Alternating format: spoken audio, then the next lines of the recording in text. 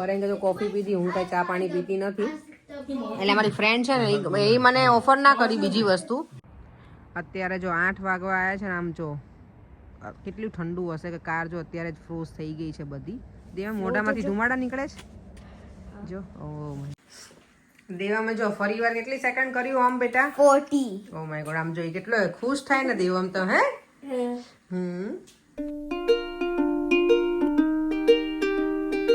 Hello, good morning, જય શ્રી કૃષ્ણ, જય સ્વામિનારાયણ બધાને. આજે મોર્નિંગ થઈ ગઈ છે, રેડી પણ થઈ ગઈ છું. અને ઠંડીનું પ્રમાણ બહુ વધારે જ છે બહાર. જો બધી કાર રહી છે ને ફ્રોઝ થઈ ગઈ છે. સની ડે છે પણ ઠંડુ છે. ઓકે, રોજે હવે હમણાં થોડાક દિવસ આવું જ વેધર છે.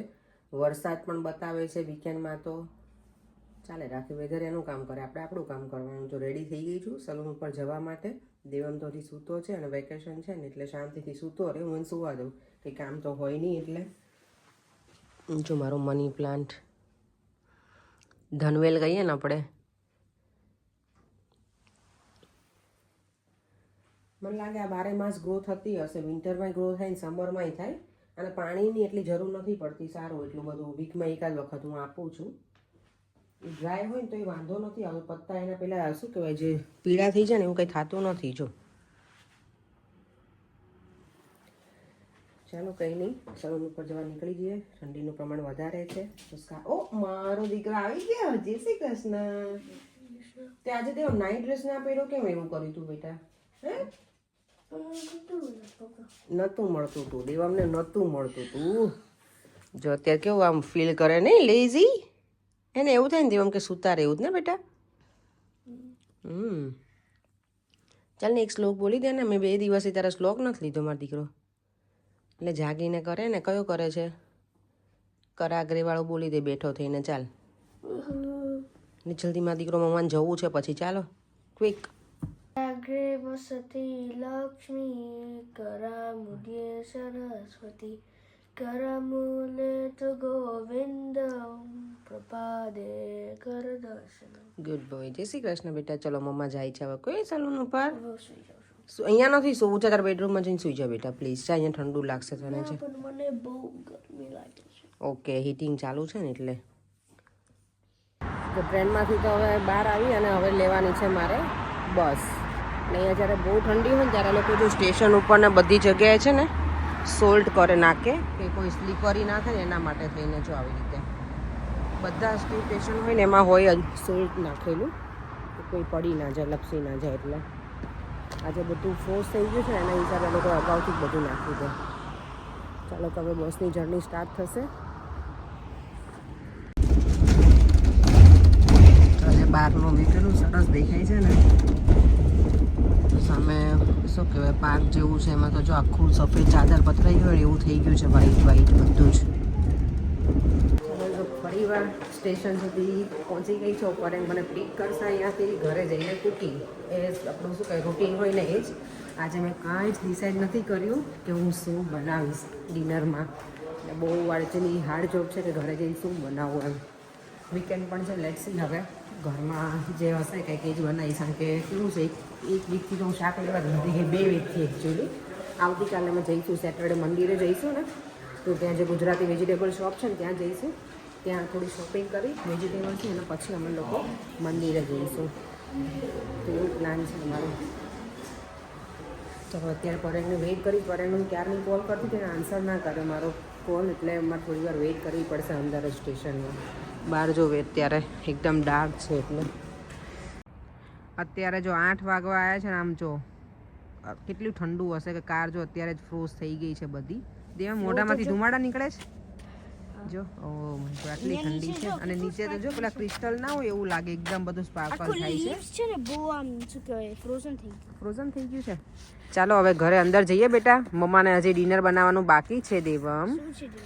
દેવમને તો આજે છે ને શું કહેવાય કે એ બી બિચારાને એવું થઈ ગયું કે એને બર્ગર મળશે. કારણ કે પરેંકેને એવું કીધું કે મૂવી જોવા લઈ જઈશ ને ત્યારે તને હું બર્ગર ખવડાવીશ એવું. તો દેવમને એવું કે આજે ડિનરમાં બર્ગર છે. મેં કીધું બર્ગર, મેં કંઈ પ્લાન જ નથી કર્યો બેટા બર્ગરનો. તને ડેડી લઈ જશે યાર.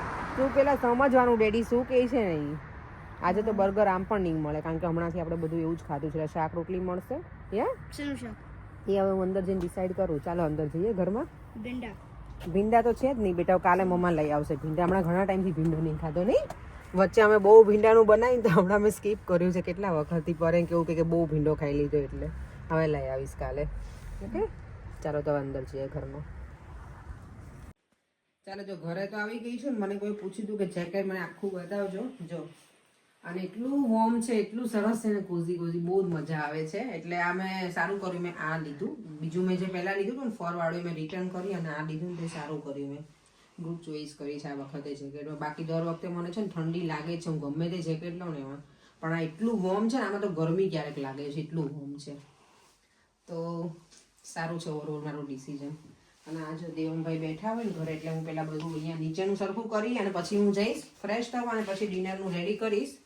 દેવમ તું કંઈક ડિસાઈડ કર ને બેટા, તું કંઈક હેલ્પ કર. ભીંડાનું શાક. ભીંડો તો છે જ નહીં ઘરમાં. ભીંડા ભીંડા ભીંડા ભીંડા. બટેકા. બટેકા તો નહીં બેટા, બટેકા હમણાં બહુ ખાઈ લીધા છે. કઈ નહીં, ચલો હું ડિસાઈડ કરું છું. કપડાં ચેન્જ કરીને આવું ને પછી ચાલો જો ફ્રેશ થઈ નીચે આવી ગઈ છું. અને બાજરીનો લોટ પણ મેં બાંધી લીધો છે લોટલા બનાવવા માટે.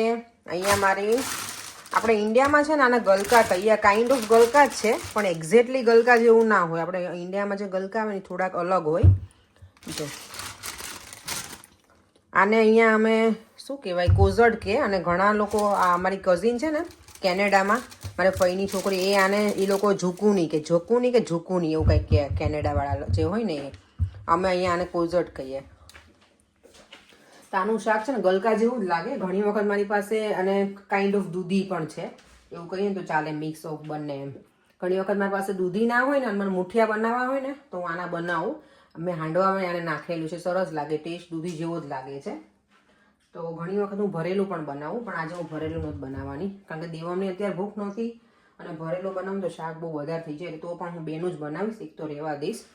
તો ગલકાનું શાક અને રોટલા, છાશ ચોળીને ખાઈશું આજે સરસ મજાનું. અને આ છે ને પેલામાં ચોળવી દઈશ, શું કહેવાય, પેનમાં, કુકરમાં નહીં બનાવવું આ શાક, તો મજા આવે. કારણ કે ગલકાનું શાક તમે કુકરમાં બનાવી નાખો ને તો પછી એટલું પાણી જેવું મજા ના આવે, ટેસ્ટી ના લાગે. એટલે ચાલો એ બનાવી નાખું, રેડી કરું અને શાક બનાવું એટલે હું પાછું બતાવીશ કે કઈ રીતે હું બનાવું છું. સિમ્પલ જ છે આમ તો. લસણની ચટણીને એવું નાખીશ, રાઈ જીરુંથી વઘાર કરીશ, હિંગને એનાથી.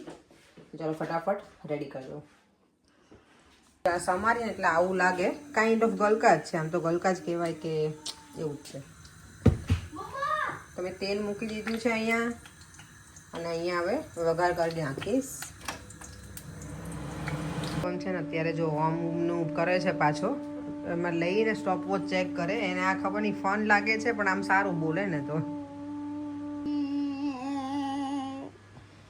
વાવ, કેટલું છે? 33 second. Well done, good job. Devam છે ને એવરીડે પ્રેક્ટિસ કરે તો એને હવે શું કહેવાય, વધવા લાગી છે સેકન્ડ એની. મારાથી 32 કે મેં એટલું હાઈએસ્ટ કર્યું હતું. હે ને દેવમ, મેં કેટલું કર્યું હતું બેટા હાઈએસ્ટ? હે ઓકે, મારું 34 હતું. દેવમ ઓલમોસ્ટ પહોંચવા આવ્યો છે હવે મને બીટ કરવા માટે, નહીં? હા ચાલો જો તેલ આવી ગયું છે.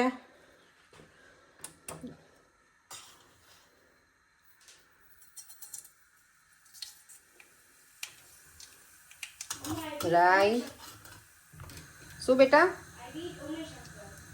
ઓ you beat Umesh uncle. Umesh uncle કેટલું કર્યું તું? 30 કર્યું તું. ઓકે. રાઈ નાખી દીધી છે. રાઈ નકળી છે એટલે જીરું, પિંચ ઓફ હિંગ, પિંચ તો નહીં, થોડી વધારે દીધી, હળદર, અને પછી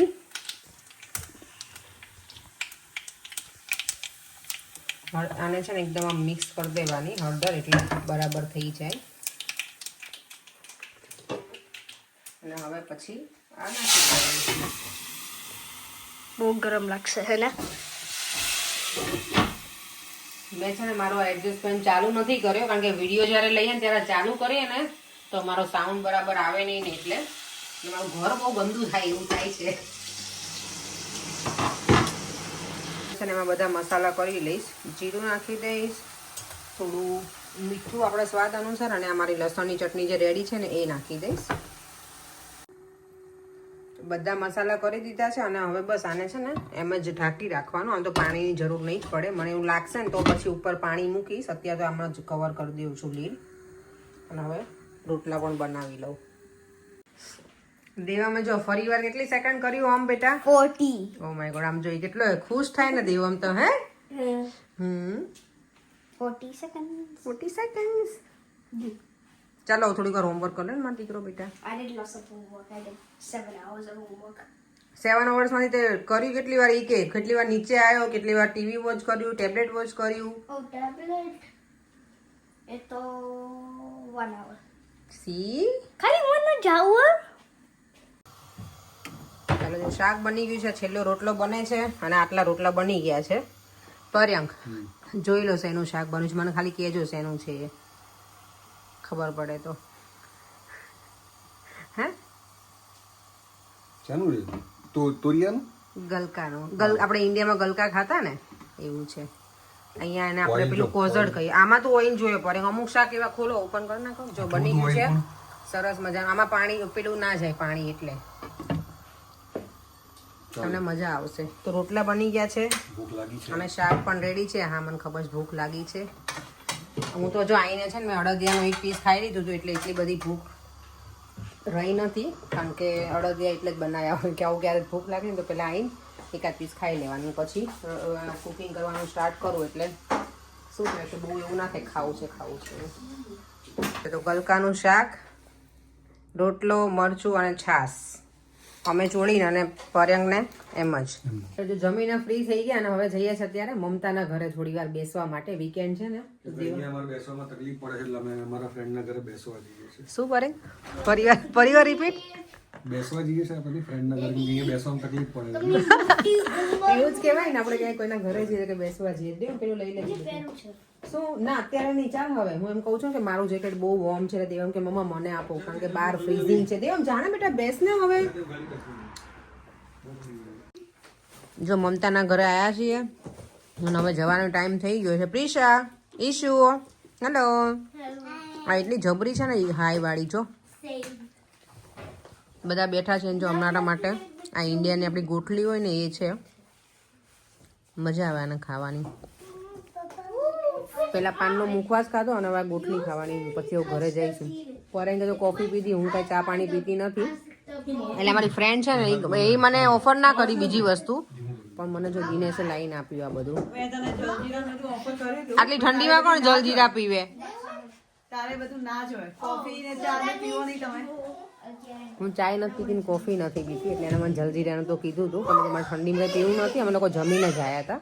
પણ આ મુખવાસ ખાવાના હેલ્ધી છે એટલે મેં ખાઈ લઈએ, મજા આવે. ઓ માય ગોડ, આ શું કર્યું? વોલમાં શું સ્ટોક કર્યું? ઈશુ